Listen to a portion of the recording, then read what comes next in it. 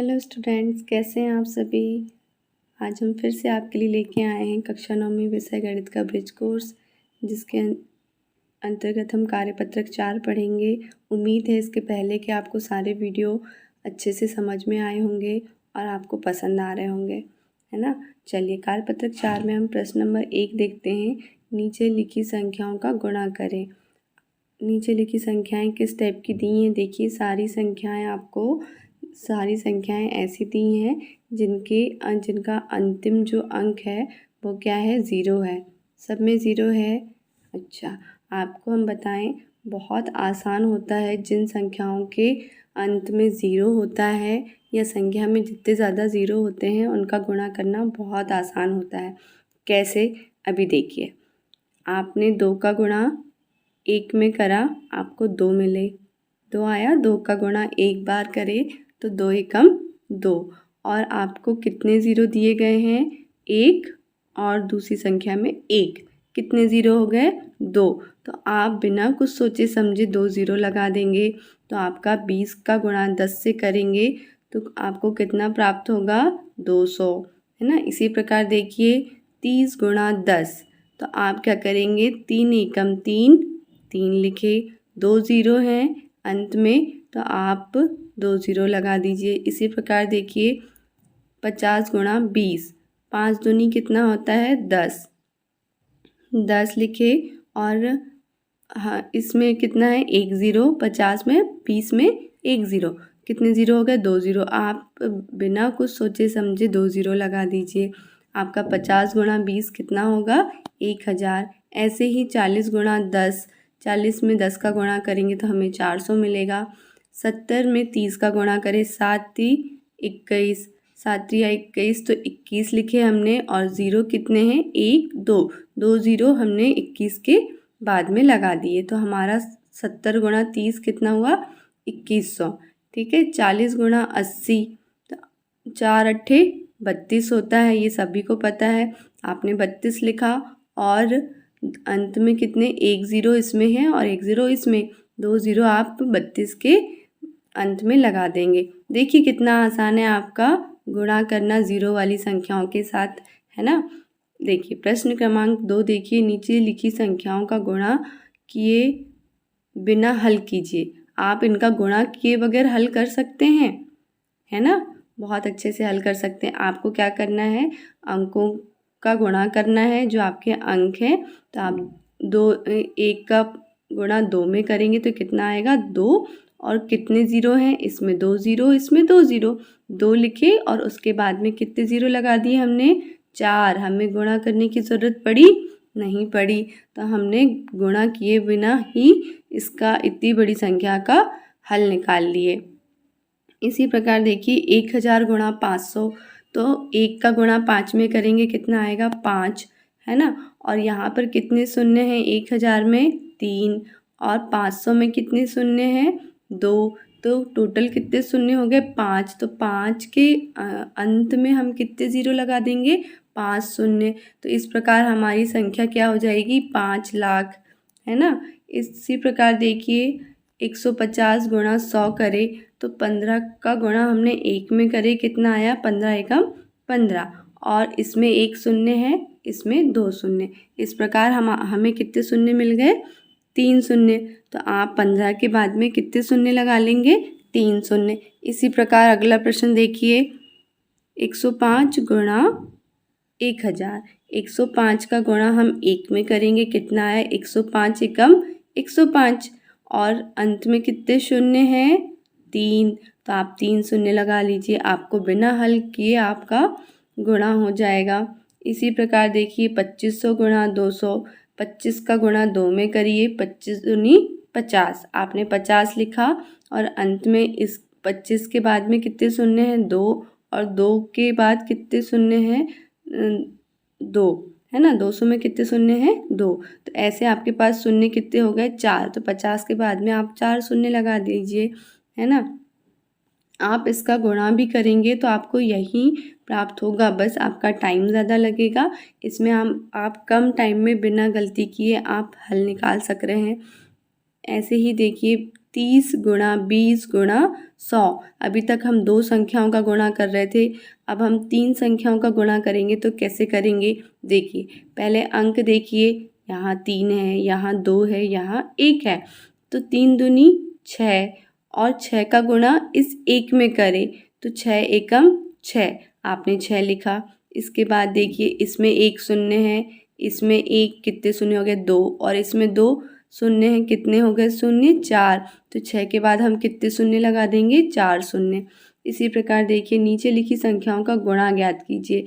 अब हम क्या करना है, गुणा ज्ञात करना है 35 गुणा 8, है ना। तो 35 गुणा 8 के लिए हम क्या करेंगे, 35 का पहाड़ा आप 8 बार पढ़िए, या फिर ये अगर आपको 35 का पहाड़ा नहीं आता तो हम क्या करेंगे, अब 8 का गुणा पहले 5 में करेंगे इकाई के अंक में। तो कितना आया 8 पंचे 40, 40 की शून्य हासिल का 4, फिर 8 तिया 8 का गुणा दूसरी संख्या से करेंगे तो कितना आया 8 तिया 24, और हासिल का कितना था हमारे पास 4। तो इस प्रकार 24 और 4 कितना हो गया 28। तो कितना आया हमारे पास 280। इसी प्रकार आप 56 का गुणा 5 में करेंगे तो पहले 5 का गुणा इकाई के अंक में करें तो क्या आया 5 छक्का 30, 30 की शून्य लिखिए और हासिल का कितना बचा है 3 बचा। फिर 5 का गुणा 5 में करें दूसरी संख्या से, कितना आया 5 25 और हासिल का कितना था 3।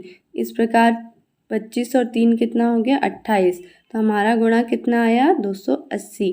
इसी प्रकार देखिए 85 गुणा 7, है ना, इसका गुणा करेंगे तो आपको कितना प्राप्त होगा 595। इसी प्रकार देखिए 94 गुणा 6, आपको कितना प्राप्त होगा 564। इसी प्रकार देखिए 75 गुणा 4 करेंगे तो आपको कितना प्राप्त होगा 300, है ना। अब देखिए आपने अभी तक 2 संख्या का गुणा एक संख्या से किया, आपने बहुत आसानी से कर चुका, है ना। अब देखिए आपको क्या करना है, आपके पास नंबर है 436 गुणा 15। तो आप क्या करेंगे, पहले 5 का गुणा ये सारी संख्याओं में करेंगे, ठीक है। 5 का गुणा 6 में करें, कितना आया 5 छक्का 30, 30 का हमने शून्य लिखे, हासिल का 3। इसी प्रकार देखिए 5 का गुणा 3 में करें तो कितना आया 15, 15 और 3 कितना हुआ 18, 18 की 8, हासिल का 1, है ना। फिर हमने 5 का पहाड़ा कितने पढ़े 4 बार, 5 चौके 20 और हमारे पास हासिल का कितना था 1, तो 21 हो गया। इस प्रकार 2180 आया। फिर आपको दूसरे नंबर से गुणा करना है ये पहले वाली पूरी संख्याओं को, संख्या के नंबरों में। तो आप क्या करेंगे, पहले तो जो इकाई का अंक हमें मिला था पहले वाले गुणे से, उसके नीचे आप या तो क्रॉस भी कर सकते हैं या 0 भी लिख सकते हैं, ठीक है।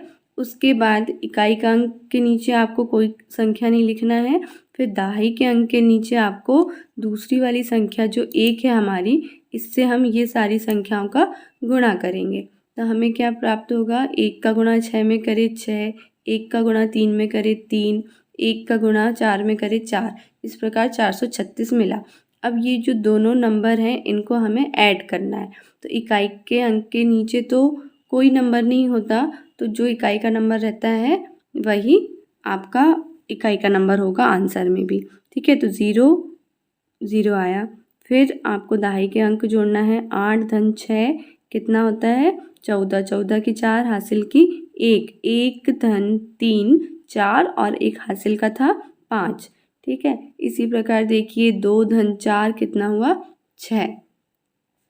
अब आप आसानी से ये कर सकते हैं, 258 का गुणा करना है 12 में, है ना। 12 से गुणा करना है तो पहले हम जो संख्या 2 है इसका गुणा इन सबसे ये वाली पूरी संख्या से करेंगे, है ना। तो क्या करें, हमने 2 का गुणा 8 में करें, 2 अट्ठे 16, 16 की 6, हासिल का 1, 2 2 पंचे 10, 10 और 1 हासिल का था 11, 11 की 1, हासिल का 1, 2 दूनी 4 और हासिल का 1 5। इस प्रकार कितना आया हमारे पास 256। ऐसे ही हम यहाँ इकाई के अंक जो हमारा आया है उसके नीचे हम क्या 0 लिखेंगे या क्रॉस लगा देंगे। ठीक है, तो क्या मिलेगा हमें, फिर दूसरे नंबर का गुणा जो 1 है हमारा दूसरा नंबर उसका गुणा ये तीनों संख्याओं से करेंगे तो हमें कितना प्राप्त होगा 258। 1 का गुणा जिस भी नंबर में करेंगे तो वही नंबर हमें मिलता है। ठीक है, तो 258 का गुणा 1 में करें तो 258 ही मिलेगा। फिर आपको इसे प्लस करना है। इकाई का अंक कितना है 6, फिर आप दहाई के अंक को जोड़ेंगे 1 धन 8 9, 5 धन 5 10, 10 में शून्य लिखे, हासिल का 1, 1 और 2 3। ठीक है, इस प्रकार आप आगे के भी प्रश्न हल कर सकते हैं। गुणा के 729 गुणा 25 करेंगे तो आपको कितना प्राप्त होगा 18,225।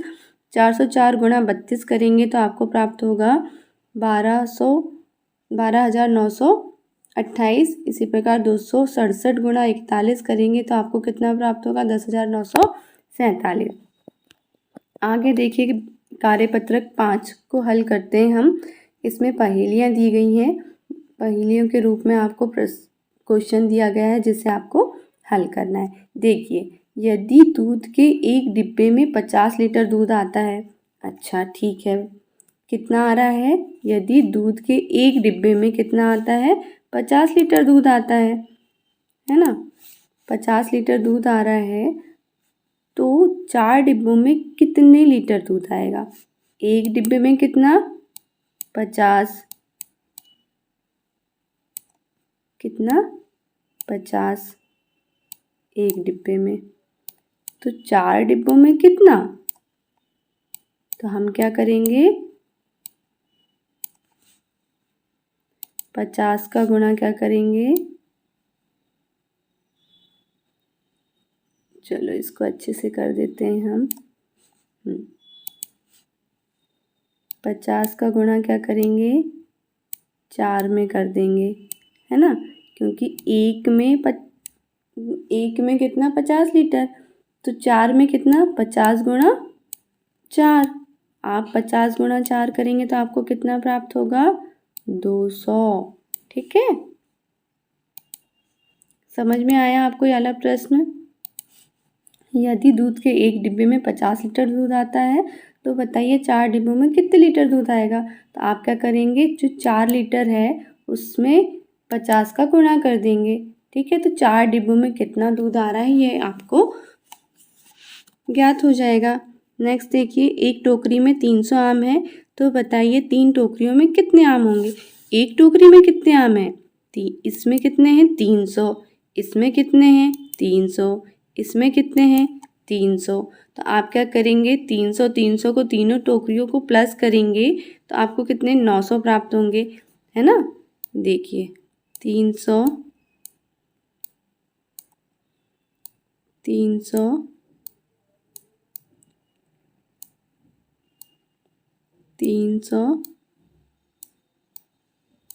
इसको प्लस करेंगे आप तो कितना मिलेगा आपको 900।